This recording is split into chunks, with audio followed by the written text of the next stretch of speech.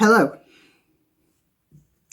It's not odd that there's a sort of congruence between the madness of the Democratic Party in the United States and the lunacy of the Labour Party over here. I read a book by a journalist and political activist called Steve Howell. The book's called Game Changer, 8 Weeks That Transformed British Politics. And it was all about the precipitous rise to power within precipitous is probably wrong. The miraculous rise to power within the Labour Party of the rank outsider and backbencher Jeremy Corbyn. Howell related the techniques and practices of the political campaign. No surprises there. The Conservatives were in chaos and the Labour Party took good advantage of it, as they should. Howell also used social media, a trick he'd learned from studying the Obama campaign. And although I disagree profoundly with almost everything that Corbyn stands for, I had no particular issue with Howell's description of the events, and I admire the vigour and energy of the campaign, and it was very impressive, the motivation they managed to give their often very young followers. It had been a while since there'd been such enthusiasm in politics. Now there's a lot more drive, but at that time everything was sort of sinking into the mud somewhat. However, there were definitely some aspects of the campaign that I found very disturbing. And one of them, in fact the most striking one, was the semi-religious aura that had been put around Jeremy Corbyn. I'm going to put a clip up here. Listen to that crowd chanting his name. There's a similar euphoria for Hillary. Both of them were marketed by their party machines and accepted by their followers as some sort of messiah. That was the technique that was being used.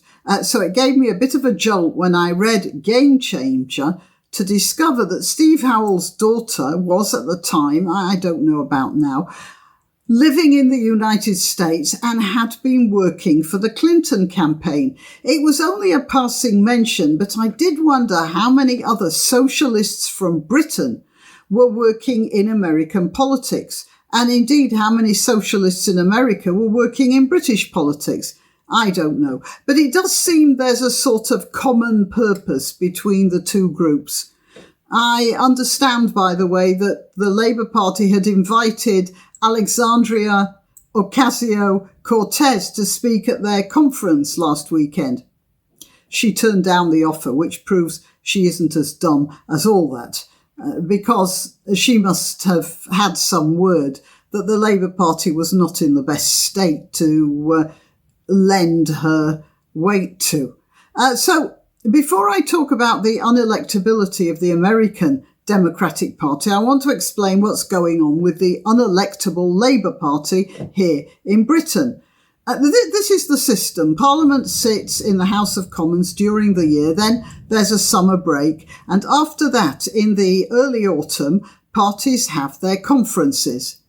By agreement, the three main parties organise things so one doesn't clash with the other. And they rotate the order. And it's held from like Friday to Monday. So one year it's the Lib Dems first, and then the next weekend it's Labour, and then the weekend after that Conservative. Then the year after that it might be Labour, then Conservative, then Lib Dem, and so on. These conferences are not just for the politicians.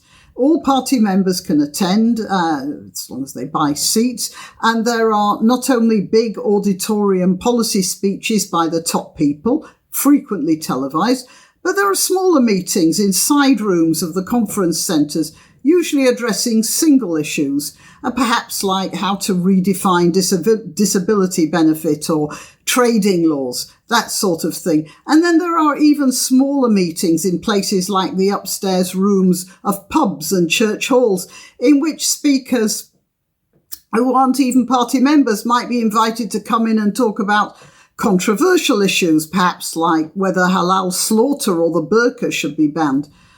things that are real button pushers in British politics, or why we should reinstate Sunday closing of museums and shops. You could even get way out stuff like anti-vaxxers and flat earthers talking as well. Altogether, party conferences are interesting and exciting events. They bring the party faithful together. They allow all sorts of people to meet and mix. You get to exchange ideas, meet the top movers, often in a very informal atmosphere. And then the press gets an idea of what the party wants to aim for. So the Lib Dems had their conference the weekend before, this last one just gone. And the Labour Party has just finished its conference just this last weekend. And then next weekend, it's the Tories' turn. The Lib Dems had a couple of keynote speeches. I don't know how they manage it, but they're always mistiming things.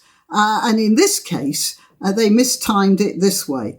One of them, they had a speech from Guy Verhofstadt of the European Union, who made a fiery speech about creating a European empire, which was just calculated to make the average Brit start easing his collar and looking distinctly shifty. And this was followed by the new leader of the Lib Dems, Jo Swinson, making the startling announcement in her keynote speech that if in power, the Lib Dems, or when in power, should I say, the Lib Dems would simply cancel Brexit. That's it. No regard to the democratic vote of the previous years. Even the BBC balked at that one. It's the sort of behaviour that could come from a party if they knew they didn't stand a chance. So they feel at liberty to say anything because, after all, how much worse could things be? And that's a bit of a shame because on the very next weekend, we were treated to the spectacle of the Labour Party trying to eat its own head. The little coterie of Marxists around Corbyn decided that Tom Watson, the deputy leader, was not Marxist enough for them. They couldn't actually dislodge Watson directly, so they came up with a fantastic wheeze. They decided to do away with the job of deputy leader. Tom Watson's the deputy leader, you see, and they thought no one would notice that. Well, everyone noticed, even the unions. And the former leader of the Labour Party, Ed Miliband, the chap who manoeuvred his own brother out of the way so he could take charge, said in an interview that the move to abolish the deputy leader post without warning or debate is undemocratic, wrong, and should not happen. Those who came up with the idea for the eve of the Labour conference have taken leave of their senses. And as I say, this from a man who started marshalling support from various elements of the Labour Party and buttering up the unions, while his brother was involved in negotiations with the Liberal Democrats and was still remaining loyal to Gordon Brown at the time, the current Prime Minister. So the problem is this: the Labour Party came out with all sorts of radical ideas, the sort of ideas you get from a party that knows it doesn't stand a chance. And they're going to abolish the Queen, private schools, and effectively private healthcare and that sort of stuff. Especially the Queen. That's not a vote winner. If only the Lib Dems had kept a little quiet, people might have thought of them as reasonable and electable. Now, there's no one to elect but the Conservatives. And if the Conservatives make some sort of a pact with the Brexit Party, I have an idea that the Labour Party is going to find itself, well, in the same position that the Liberals found themselves in when their radical agenda just after the First World War lost them power and they never regained it. I think I'll find a map of Britain in, I think it's 1920, sometime around there. And just so you can see the political thing, in that case, blue will be Conservative. There's bound to be a map somewhere. The Lib Dems might do a bit better this time. They've had an influx of MPs from both Labour and the Conservatives, Remainers, who've gone over to the Lib Dems. So they have a few more people, but I'm not sure it'll be all that much better. Now on to AOC. Also, like Corbyn, not that bright. Shoots her mouth off, jumps in without thinking, doesn't grasp facts properly. She's definitely a student radical like Jeremy Corbyn and not a proper politician. But as with Corbyn, there's a sort of cabal behind her, around her, manoeuvring and trying to push out the old-style Democrats.